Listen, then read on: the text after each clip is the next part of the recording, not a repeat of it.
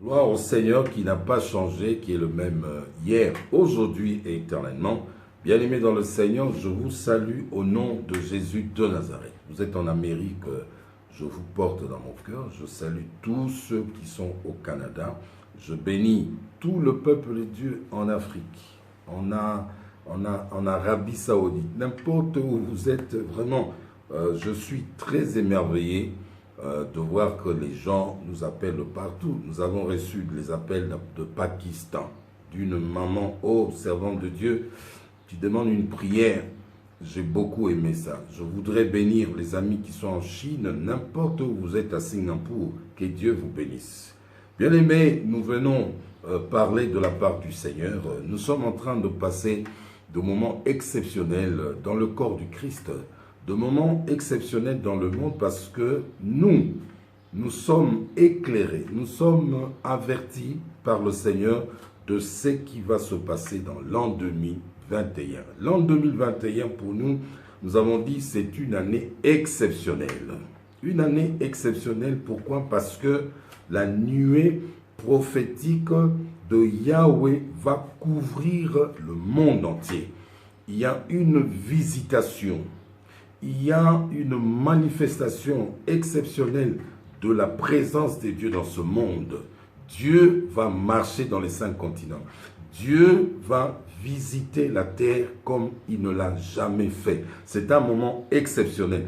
Voilà pourquoi nous avons dit que c'est un moment où nous devons être à l'écoute de Dieu. Bien-aimés, je viens vous parler et ce n'est pas le fruit de mes pensées. La Bible dit ceci: l'Éternel ne fait rien sans avoir révélé son secret à ses serviteurs, les prophètes. La gloire de Dieu, c'est de cacher ces choses.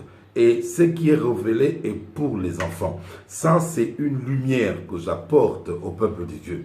Ça, c'est la pensée de Dieu que je viens révéler à la lumière du jour. Parce que Dieu, selon la grâce que j'ai trouvée en sa présence, a fait de moi son interprète. Comme je disais au cours des émissions passées, que nous avons été choisis à être porte-parole de la voix des résolutions du conseil divin. C'est un conseil qui est l'organe, qui est chargé d'exécuter les jugements de Dieu à travers le monde. C'est l'assemblée de ceux qui veillent à l'exécution des arrêts de Dieu. Bien évidemment, c'est un privilège pour moi.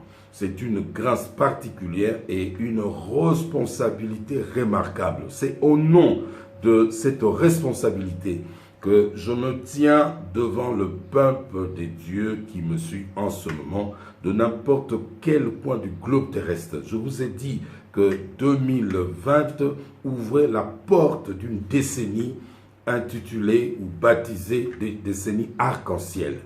D'un bout à l'autre, d'une extrémité à l'autre, Dieu va se manifester. Voilà, le temps est arrivé, le temps de la gloire de Dieu, le temps de la bénédiction, malheureusement, le temps des jugements pour ceux qui vont à l'encontre de la pensée de Dieu. Voilà pourquoi nous disons que l'an 2021 est une année sanctifiée.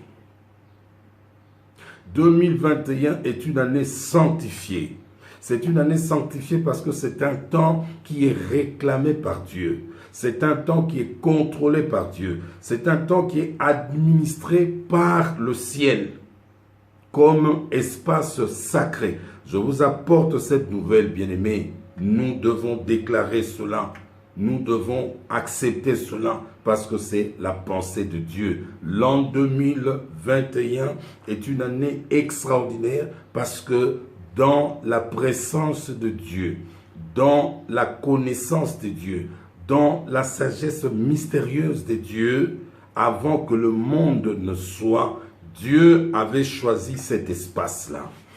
Dieu avait placé son œil, son doigt sur cet espace-là. Et voilà que dans quelques semaines, nous allons faire le premier pas. Nous allons entrer dans cet espace-là. Voilà pourquoi j'interpelle les enfants de Dieu. Voilà pourquoi je lance un appel solennel au peuple de Dieu à travers les 5 continents, que la première seconde, de la première minute, du premier jour, du premier mois de l'an 21, bien-aimés, Il ne faut pas rater cette occasion. C'est un temps où il faut entrer dans la gloire de Dieu. C'est un temps où il faut entrer dans la mouvance de l'Esprit parce que Dieu va marcher dans les 5 continents. Dieu qui est fidèle, un Dieu qui est ponctuel, un Dieu qui ne se trompe pas. C'est un Dieu qui connaît toutes choses. Bien